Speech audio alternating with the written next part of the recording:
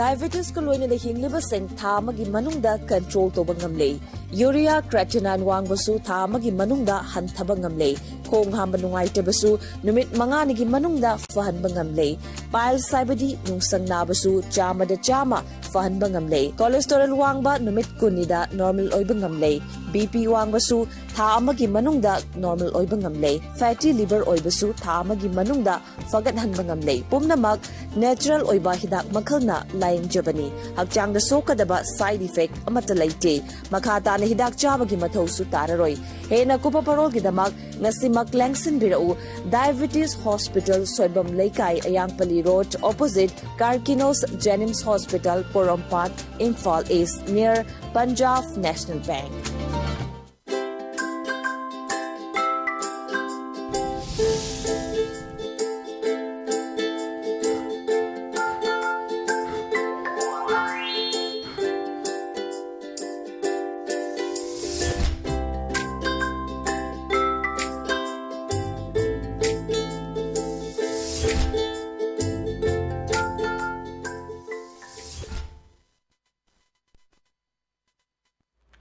Good afternoon, ELITETV ki test of cartoon mahao meng tabiri so hamatara mukchari maru nga simfala funga pau stressing cartoon da cartoon nisna kari haining liba kari phone liba kari wakal khalang liba do mayam sanonga thamjage ab lokusage sanga express ki onthok pani dai ba cartoon sing view yam phajaba cartoon ni akoi ani ka wari sanab ne na ani ka ada kai haige da moi sanai wari si nong manglabadi nong taba yai adum hainai sumaina army sik labna limasi lem na lakpanate keno matarok pa yahe khani handak khoi chief of the army staff le badu vedi la ambadu odoi matang ne uprendra vedi la ambadu da karino manipur da adu india gi khwai digi adu army gi makok tuna la amaga chief minister unaramba ore batai tau gi ba khot pa mayam du karino kai sing sa gi cartoon nisna tamo bvs na thama pa gi ega bvs na thama pa gi sin ne duna nong manglabadi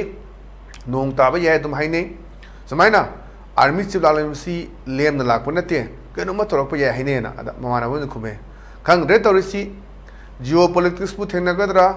hingna babu honnagadra akhoi tofum lafum khangdrena mayam singsi hauji chahi amaga thamari adune sai me da yem sure june july august thahum september thamari sujalaga dore anu sai da mi singge tofum lafum khangdaba pothapam khangdaba kaino ma langning su lang bangam daba kari harakadage kari khangedage haiba isai matem daga sa ga su kari no sai doga haiba mayam se adagi tuan ba lairiba khoi kno se entertainment dagi su lap tho laigre ji sei nongmayam ta tawdre hoi film khara khara macha macha kapa du natana sumang ga tawdre sei nongmai tawdre sei nongmai sumang la to khidana khoi festival bauta nion chago pangthok tana mayam se loina samjan nar pe mong de lei dunia duna film sidani adagi mu artist mayam na khoi subam nombam leirakta ba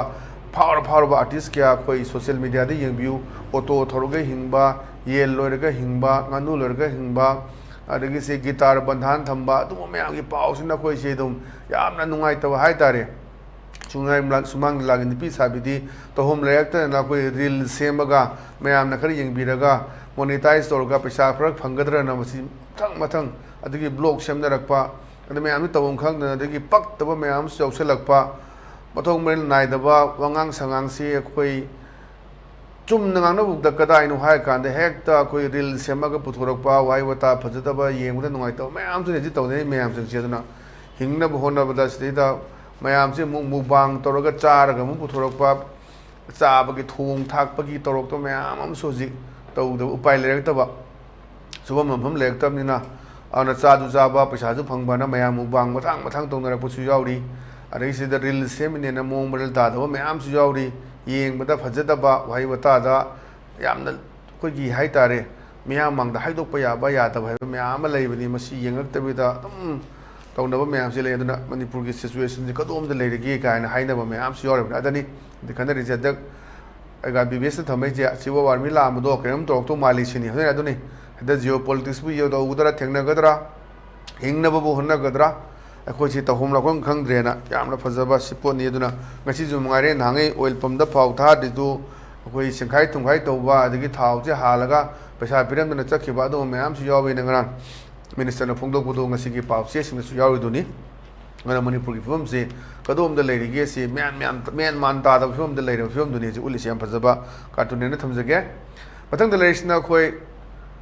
Sana Lebaki, Loredana have done. Loredana seeing you. When Chaga Taga, Yepa, Mataki Yen was Saba, Aduga, like Manipur give me Urisha, Major Toraga, Pambi, Kai, but Sakai, Ulagada, was your worry Sanavani. Lambi issue, I'm of how what's at Payadaba, what Jown a Pungan and Gangi young on a Kanavani. I did Amas Nakume. Aran Mangatana, Atum Mama Helinena, Mam say a Z, Lambi Tongi, the Zagada Z and Bu, Lambi Tong, Yam de Patravani, like Mam say, even Carolica, the Gissy highway book, top film, so kill up among the Labana. Manipusicari no Kodum Tokoduno, have film the book, later Matam said, Lambi Tong, shoe same there, that put some there there, was down upon the Nangi Haidana, Masaki cartoonist of Gradani. Aran Mangatana, Asum Mama Helinena, Yam Pazabasi. One told about Manipur has a little situation, see what pa cartoony had the night times again. But then the relation of Pona Pongi, Balo A. Idoni. Balo is that Mam said, Sing home look shower and the Gizida. Howsy, Hangabok, Tobal, Sticky Hangabok, the Sang Tim, Sides the Gassi, low and sing to Mugalini, at the name I am sing to Bugits and naming that to Mamji, Kunjas and Yoresh Hanavani. Chaure, sing the Pumjau Chaure, Pamnai sing the Yam Chaure. Sing the labor Chaurena. Some sounding with the Poto Guduna Haji, sing the labor Chaure, anytime blockade to Gesuyaba, and what to Gesuyaba Adoni, Sonakanda, Adamanja Pachau, the song of the Chaure, sing you Chaure, from Naiva to Chaure, sing the labor to Chaure, and Yana Pazaba, Pagi Monolog, Amagalona, Tamakpa, Dumba, Cartuni, Manipur, Hajilariba, Pum Sida, Kari Lady Doni, other Tamakpayam Pazaba, Baluagishu, Yampazaba Cartonina, Tamzage. But then the ladies in a quay whale and Paugi, as Lloyd have done it.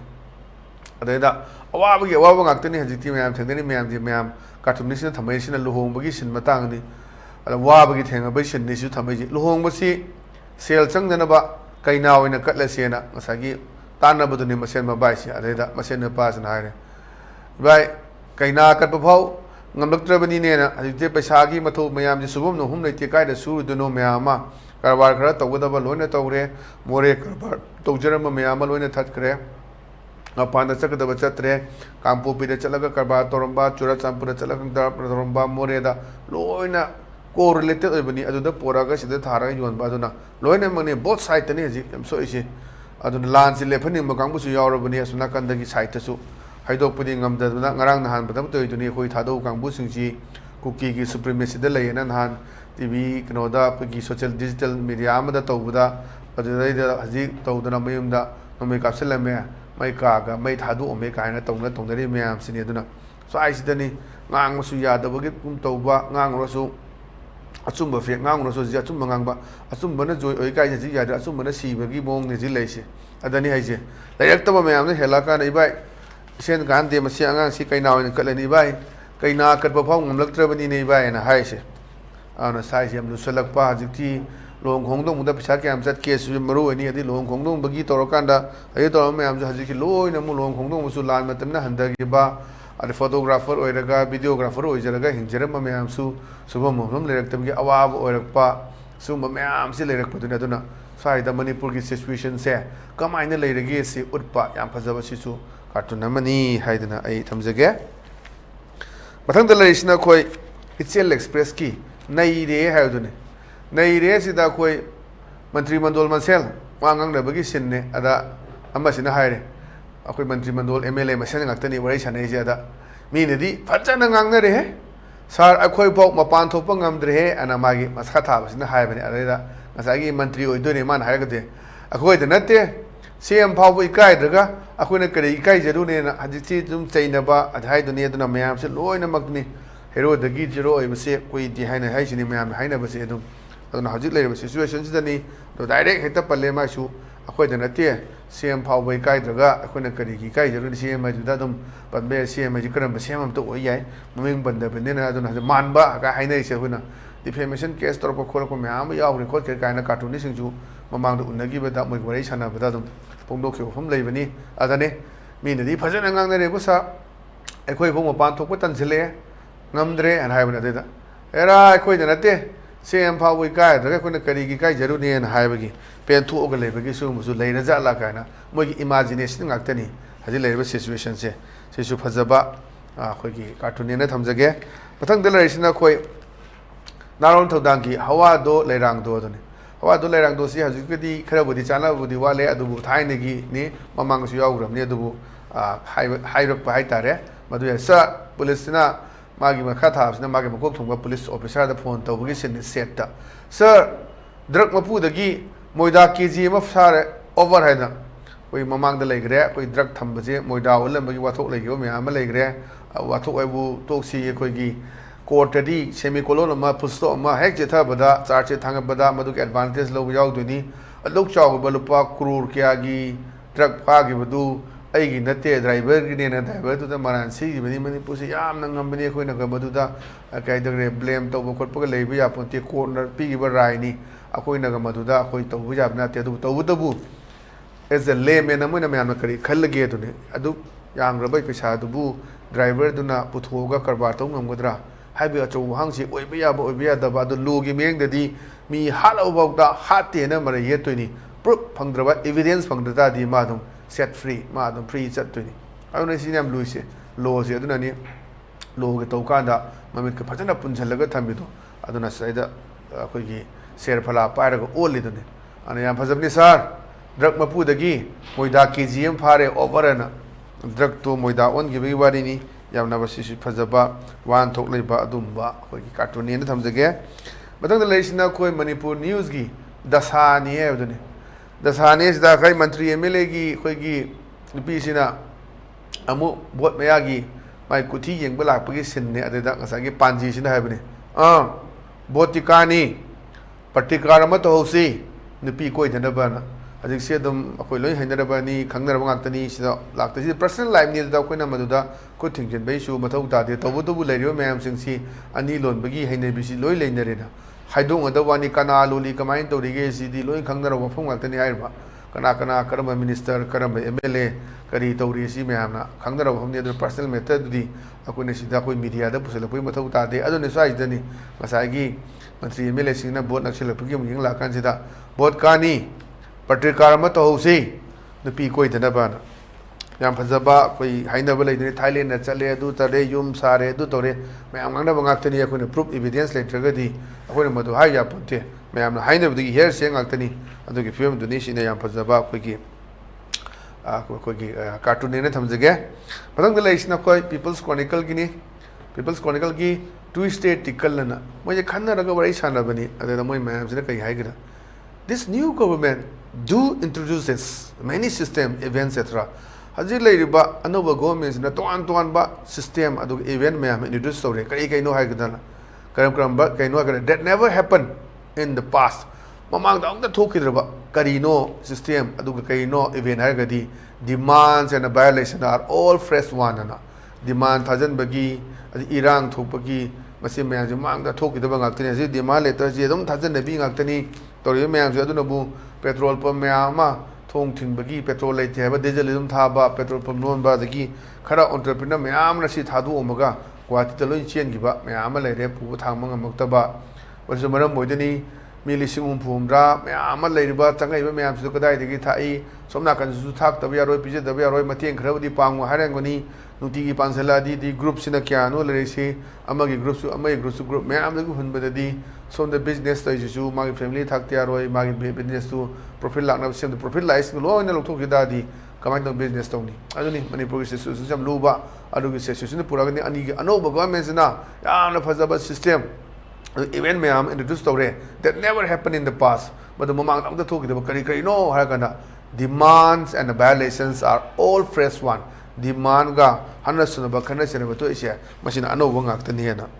anoba scheme anoba event ngaktani na thamapani yam phajaba cartoon ni na thamjage aduna ngasi gi adumba ELITETV gi test of cartoon gi mahau matanga solution jare meng tabiru singbo mu kana khurum jabalo na kaina na be thami jari binebis